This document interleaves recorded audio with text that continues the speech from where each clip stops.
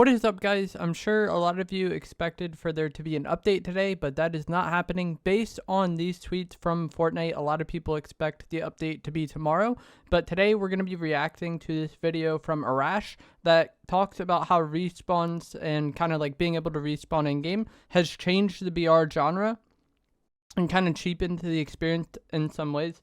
As always, if you guys do enjoy this video, remember to give it a like, subscribe if you'd like to see more. Comment down below what you think of these changes. I know a lot of you are a fan of respawning in BRs, and also if I sound weird, it's because I just had surgery and it was on my wisdom teeth, but it was just like more extra because they grew in a weird way. And so yeah, my mouth is like more swollen and there's like this plastic thing in there, and it just makes it to where I sound more lispy than normal, but I'm gonna try to record this video anyways. Let me know what you guys think. If you think of the biggest genre in modern gaming, you probably think of this. Or in reality, it probably should be this. But around here, we don't count mobile games as real games. While you could obviously debate other genres like MOBAs or a variety of single-player genres, it's undeniable that in recent years, Battle Royales have grown to be one of, if not the biggest genre in gaming, especially when it comes to your multiplayer shooters. I mean, heck, for a while, it felt like we would get a new one almost every week, with some of the oddest integrations of the genre too. Oh, Forza Battle Royale, I'm looking at you. The thing is, the rise of the Battle Royale seemed to kill out the popularity of the standard respawn style shooter. And so in the kind of like late 2000s and 2010s, definitely, the multiplayer shooter kind of genre was dominated by games like Call of Duty, Halo, Battlefield, very just kind of low stakes respawn multiplayer. Like obviously there was search and destroy, but for the most part you would hop in a game, 8 to 12 minutes later, the game would be over, a little bit longer in Battlefield's case, and then you just kind of go next. Like, I feel like with those games, the highs weren't as high and the lows weren't as low, and that kind of led to people kind of burning out on them over time. And then also it's just kind of natural. I'm talking about like a 12-year, 15-year period of time. So obviously people were going to be looking for something new, and I think with shooters now, people don't like those low stakes games as much. They don't like grab people as much, and people prefer something with higher stakes like battle royales, extraction shooters, and then like more competitive games like Valorant or like CS.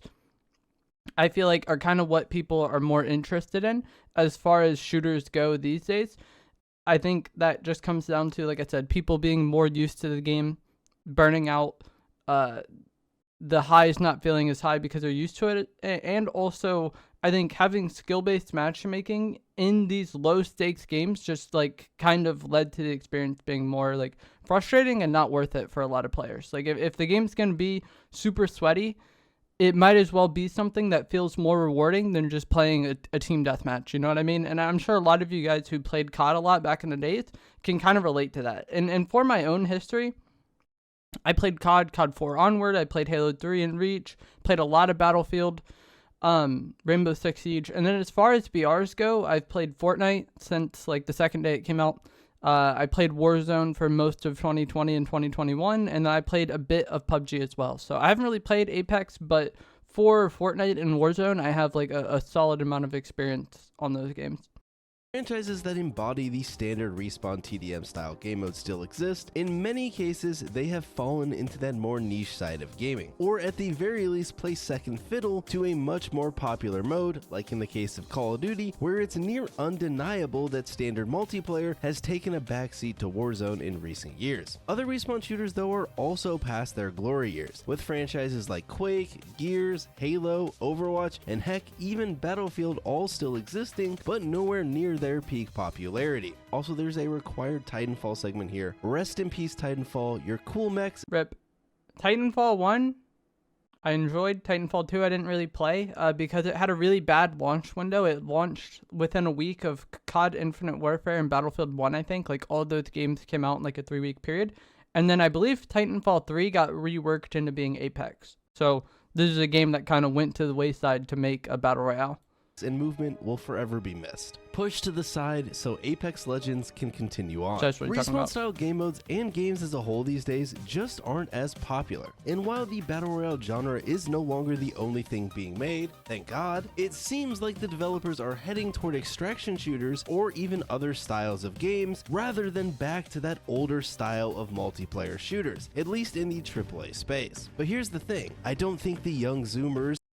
I'm not sure if this is going to be a good point to talk about this, but it is true. Like a game like Fortnite doesn't have a team deathmatch mode. However, it does have creative, and a lot of the more popular creative maps are just like respawn TDMs or respawn free-for-all or build fights, box fights, realistics. Like Fortnite kind of fills that content niche with creative maps, and a lot of those maps are very popular. So it's not that like there is no interest as far as players go for a more like low stakes, just kind of like rinse and repeat fighting mode. I just think it doesn't draw players as much, and it isn't like as addicting as it once was. Or the boomers, like myself, dislike respawning. To me at least, that's how I feel. Like if I play BR, I mean not as much anymore, but like when BR first came out, when you like got your first win or when you were in game, your heart would be like racing, you know? And some of you might still relate to this. I hadn't really gotten that in Call of Duty since like COD 4 or like maybe Modern Warfare 2. And even then it was mostly in Search and Destroy. And I feel like that kind of adrenaline rush, not necessarily that people are only looking for that in BRs, but the fact that there is an adrenaline rush, I think is like what it signifies the person is like very invested in the game, you know? And I think you also get that with extraction shooters, and I think you also get that with like competitive games like Valorant or CS.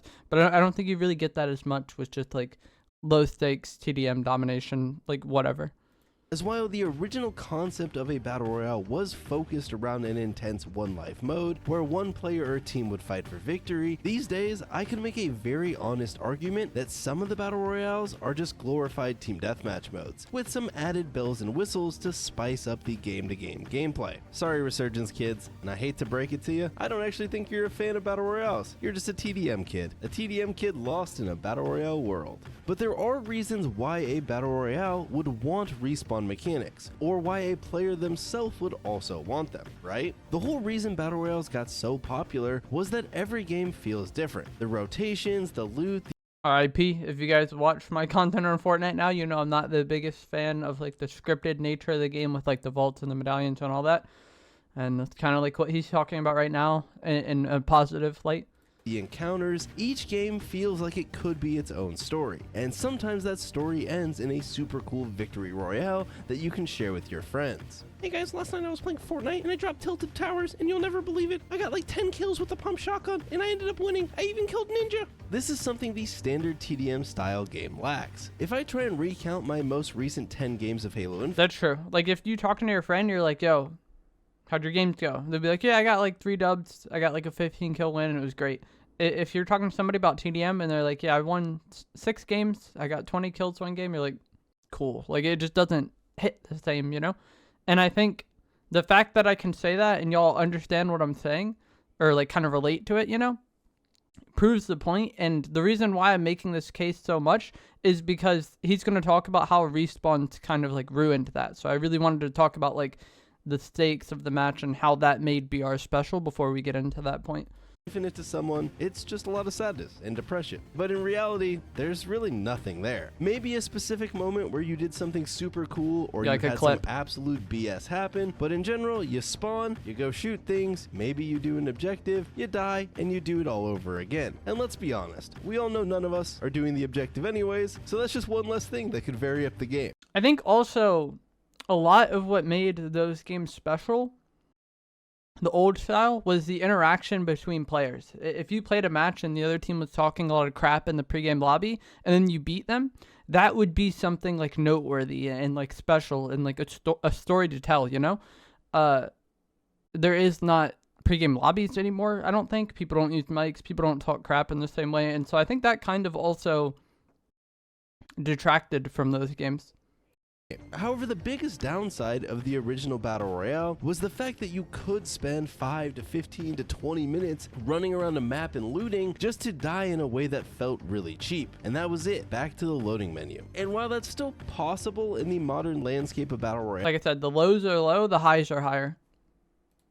your entire team can just get wiped, it is much less common, as every single one of the major Battle Royale games has added more and more respawn mechanics, with Warzone probably being the biggest culprit. So let me take you through the history of the respawnification, and yeah, for this video, that is a word we're going to use and you will like it, of the Battle Royale genre. So strap up and get your G Fuel, because we're going for a ride. I'm just kidding, don't get G Fuel. You don't need rebranded pre-workout to Use code Evolve, Jake.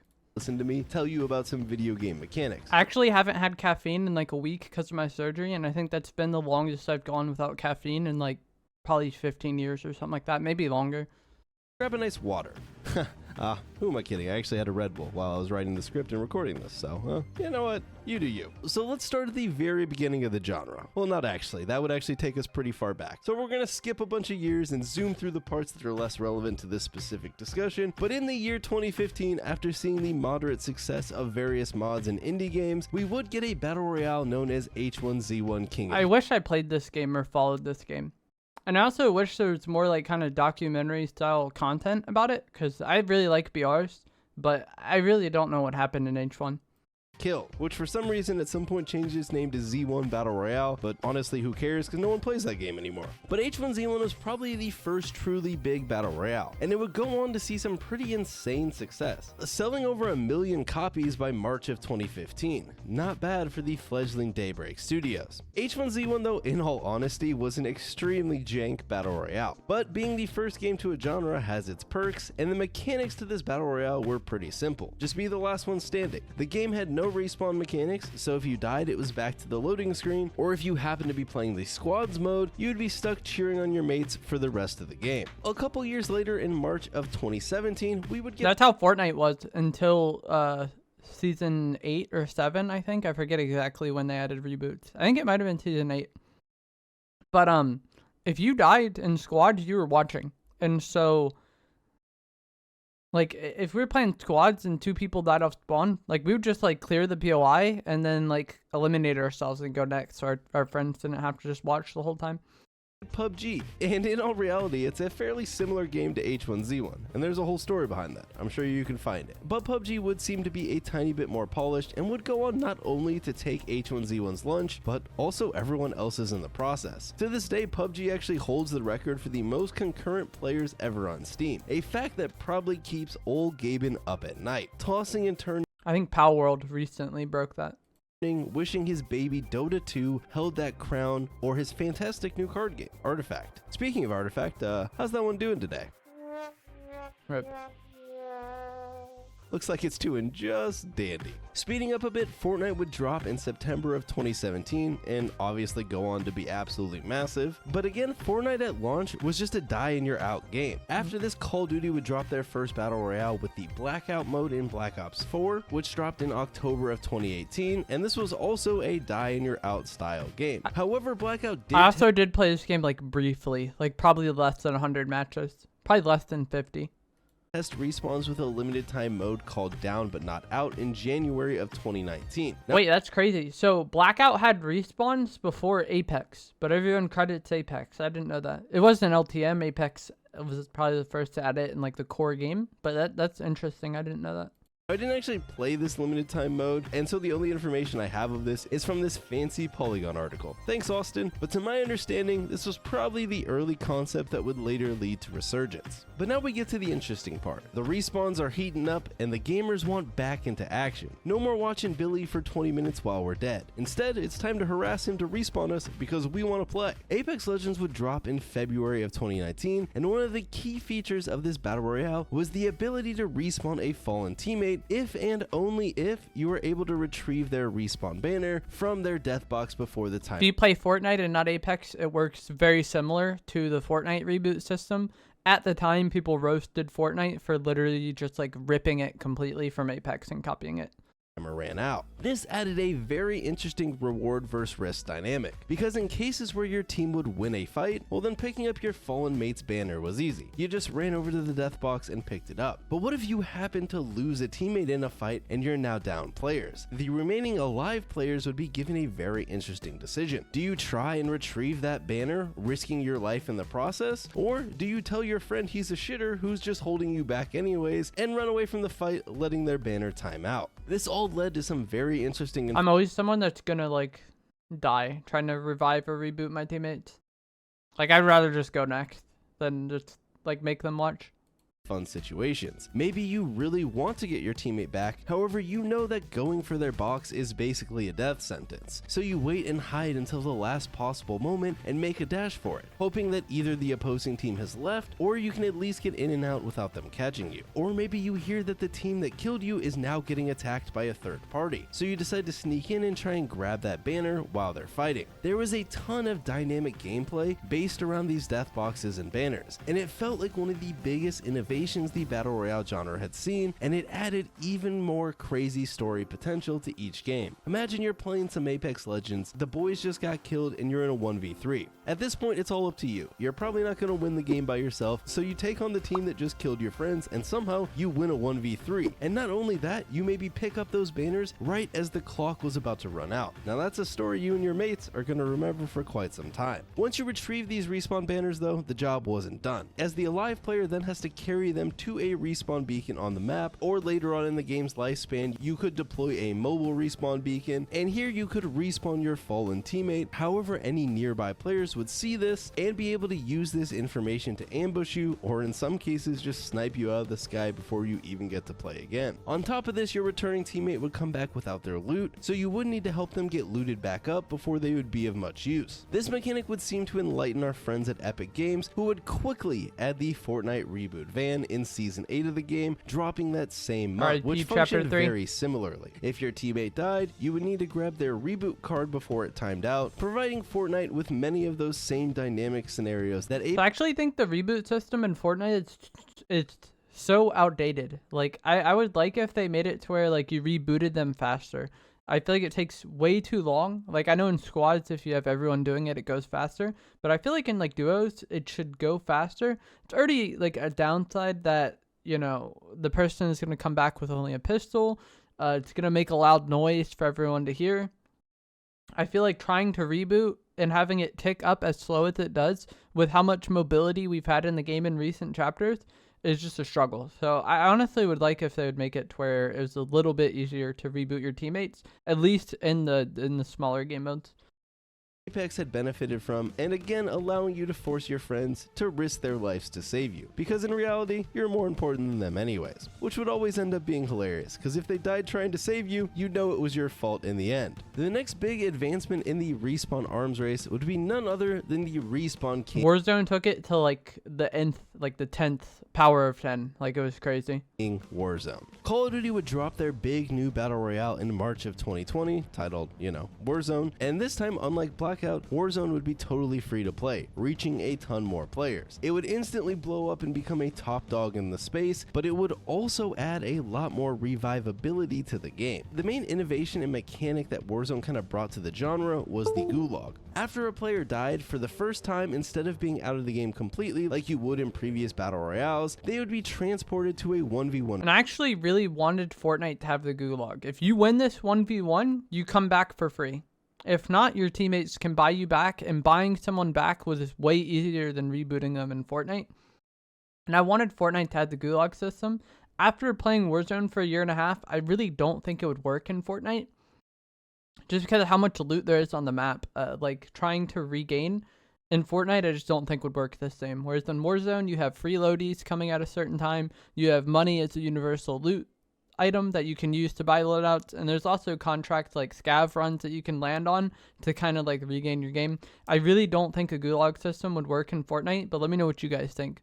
But I think you would land, find nothing, and then like probably just get eliminated. An arena where they would fight to the death. Winner respawns because and everything's losers already dead been for picked good. through. An awesome and engaging way of giving a player a second chance at life. Clutch up and you're back in the Maybe game. in team However, modes. choke and it's time to spectate your friend or possibly be out of the match altogether. This wasn't the only way though that one could bring back a friend, as Warzone would allow players to buy back their dead teammates from the various buy locations for a measly $4,500, which wasn't. And this is kind of like how I'd like to be for the reboot system. Like you just go to the buy, hit the button twice, and they're back. If you just went up to the van and hit the button and then like their card was in and they respawned, I think that would be maybe too good, but I would be interested to see how that plays. Wasn't too unattainable of a dollar amount to hit. Warzone here was in a fun It was pretty spot. cheap. Yes, it was very possible that dying did mean you were out for good, but at the same time that meant there were consequences for your actions. After you used up your initial gulag, dying could mean you were dead for good, especially when your remaining teammates were poor or just unable to get to a buy location. This would not be the end of Warzone respawning though, as later that year, Warzone would go a little respawn happy, dropping the new map Rebirth Island, with the game mode variant Resurgence. A Battle Royale mode where as long as anyone on your team remained alive, you would respawn after a set timer that would. So this mode was very fast paced, very fun, but also very low stakes. Like I didn't play Resurgence that much aside from like tourneys for it, like kill race tourneys, but just like playing pubs Resurgence was never my thing. And I think a lot of that is because the stakes of the game didn't feel the same. Getting a win in Rebirth didn't feel great. Like it was like, all right, we won, whatever. Whereas like if you got a win in like the actual BR, to me at least, it felt a lot more rewarding. But Resurgence was a lot more like faster paced, fun, lower stakes, all that stuff. It very much was like a glorified TDM in my opinion. And I don't mean that as an insult. Like if you like Resurgence, you like Resurgence. That's fine. But if you were dead, your teammate would have to like either wait out the timer, which I think would be 45 seconds. Or if they eliminated people, that would decrease the time on the timer. And then also, I think if they opened chests, it would decrease the time on the timer. So it was an interesting way to play if you wanted to farm kills in this map, which is, like I said, I would really only play it for kill race tourneys, because you would have to like eliminate a squad, but like leave one person alive. That way they can respawn their teammates and then just like keep farming them over and over again. And when you had that going well, it was a lot of fun. But if you just played this to like be like, all right, I'm going to win in this BR mode, I don't think it was really fun. I think the chaotic nature of this is kind of like what made it fun. And I would kind of compare this to like some creative maps in Fortnite. I think that's why we haven't gotten things like this in Fortnite, because they do have like zone wars as an example. I think would be kind of comparable to Resurgence in terms of like a lower stakes, faster paced game mode. Increase throughout the game, but could be lowered through actions like looting or getting a kill. Rebirth Island and Resurgence in general would instantly take off in the Warzone community and become a very big community of its own. And at this point, Warzone would possess two sects of players that in many cases didn't always intermingle. You had the slightly more tactical, more standard Battle Royale players who preferred the bigger map, and then you had the respawn fiends playing Resurgence, or as I like to call it, glorified kind of also had their own metas because of the ranges you would fight at. TDM. Now it is important to note that in Resurgence, as you progressed into the late game, the Resurgence period would actually end, leading to a more standard late game style of Battle Royale gameplay. So it became this cool mode of two phases. Phase 1 was go crazy and have some fun. Shoot some people, and if you die, oh well, as long as everyone else on your team didn't die, you'll just respawn. And then Phase 2 was the end game where players did have to value their life in an attempt to win the game, similar to a standard Battle Royale. There was a reason this instantly became— It wasn't my favorite, but I liked having this as like an option. Kind of like how I still play builds. I play both builds and zero builds like every day. I like being able to switch and like kind of mix it up. And that's kind of how I felt about like standard BR and Resurgence towards the end of my time playing Warzone.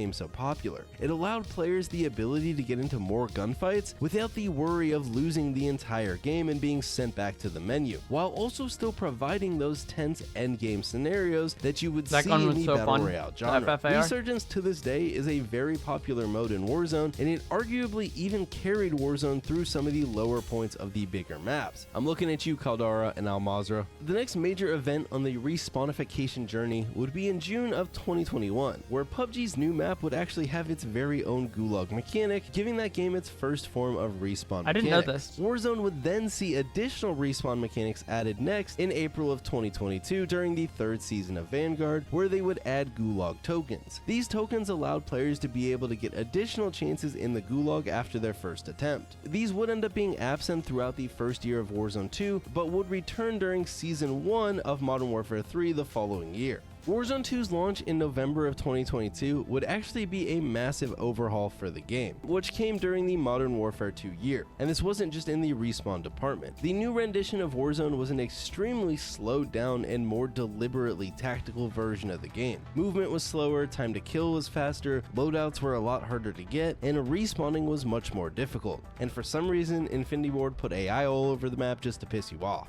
One could argue that Warzone 2 was actually a really good battle royale. The stakes were high, and making a bad rotation or taking a bad fight meant certain death that was likely unrecoverable from. However, for the Warzone fanbase who had become accustomed to that playstyle of the original Warzone, it just didn't work very well. And over the year, we would see Infinity Ward and Raven walk back a lot of the major overhaul changes throughout that year. Another thing that pissed off a lot of people about Warzone 2 was that it just didn't launch with a Resurgence mode, and we just talked about how popular Resurgence had become. But during that year, Warzone 2 would receive multiple different Resurgence maps, they just weren't there at launch for whatever reason. At the launch, there was basically 3 ways you could respawn. You could win the 2v2 gulag either by killing the enemies on the other side, or you could actually work together and kill the Juggernaut, which at first was this cool objective of camaraderie, but after like a week, I don't think anyone killed the Juggernaut. You could also still be bought back by an alive teammate, or there was the prison. I forgot how annoying the Juggernauts were in Warzone, especially like solos. I'm annoyed just thinking about it. Break mechanic, which was an event that could happen later in the game, which would respawn anyone in the lobby who was dead. Even full teams that just hadn't backed out of the lobby yet, which I always thought was super weird. Throughout the year, Warzone 2 would get much more respawning, adding redeploy packs in February of 2023 with Season 2, which allowed players to get an instant respawn upon dying, not even having to enter the gulag. Season 2 would also be where we would see the return of Resurgence, with the map Ashika Island being the first of the Resurgence maps added into the game. Outside of Warzone, in this same month, we would actually see Apex get a little bit more respawning, as they would add the ability to craft respawn banners now, giving players another option to get a fallen teammate back if they were unable to collect that banner off of their dead body. At the time of the mechanic's launch, only specific characters classified as support characters could craft these items. However, eventually it would be changed so that anyone could craft them as long as you had a support character on your team. This, while seemingly not a huge change, would actually completely change the way Apex could be played.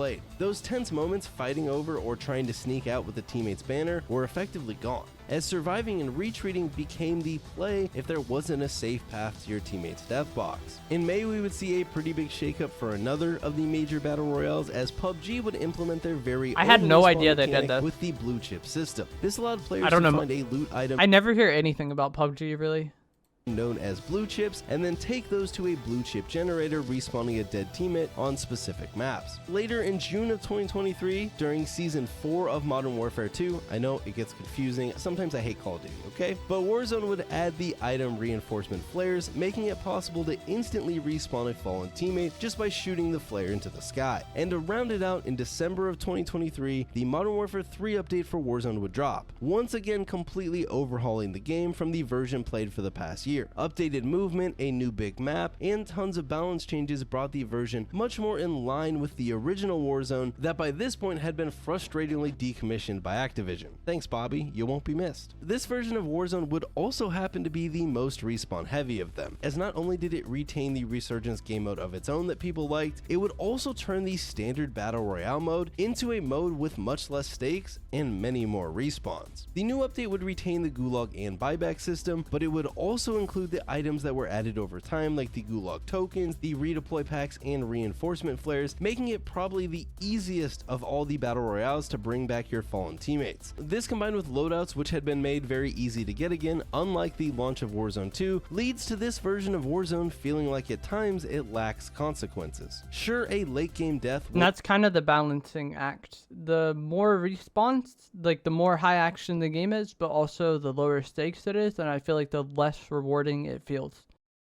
will put your team at a disadvantage, but it really feels like any death in the early or even mid At game times. can easily be recovered from. With the use of all the different respawn items, the gulag, or even just a regular old buyback if needed, which now only costs $3,000. All of these combined together almost make the regular mode feel closer to Resurgence than maybe it should, as for a while they seem to be two very separate things. And that's pretty much where we're at today. But is respawning bad for the Battle Royale genre? No, I don't think so inherently, but one could argue that the ease of respawning in some of the modern versions of these Battle Royales does make the early game much less impactful. In the early days of playing PUBG or H1Z1, an early game death would put your team at a massive disadvantage, being down a player the entire I think it's just because I mainly play solos, but like I don't care about early game at all. Like I've always played early game just to like play aggro, and then if we make it past that point, then we play more for like mid to late game. Like I've never played early game with the idea that like, okay, I needed to make sure I live and try to win this match. game. But these days, most likely, they'll just be able to bring you right back into the action. Obviously though, this is all just personal preference. You listening right now, which props to you if you made it this far, might completely disagree with me, and that's fine, as I just find it interesting to see the evolution of the genre over its almost 10-year span now in the mainstream. Crazy. That's From been the 10 years. hardcore, slower-paced style of Battle Royale, with games like the original H1Z1 and PUBG, to the respawn fest of modern Warzone, Battle Royale as a genre has certainly changed over time. In many cases, it feels like there's less consequences for your bad choices in the game, but at the same time, some bad RNG off of a drop or just running into a god squad in a lobby doesn't end your entire game experience, sending you back to the main menu. So yeah, our standard TDM style respawn shooters have fallen in popularity and probably aren't making a comeback, but it does seem like the Battle Royales are getting closer to that style of play as time progresses, while still maintaining their intense and stressful endgame circles if you want to win a game. So only time will tell if this trend will continue. But yeah, let me know what you guys think. Do you like respawns and BRs? And do you think it kind of ruins the experience? Also, like my channel is mainly Fortnite. What do you think? Do you think Fortnite should have more respawns and make it easier to respawn and kind of like up the action? Or do you think it should be less? Let me know that in the comments below. If you guys enjoyed this, give it a like, subscribe if you like to see more. Also, I recently got my plaque for hitting 100,000 subs, so thank you to everyone who's subbed to the channel and helped me get this. That's awesome. And yeah, I'll see you guys in the next video. Thanks for watching.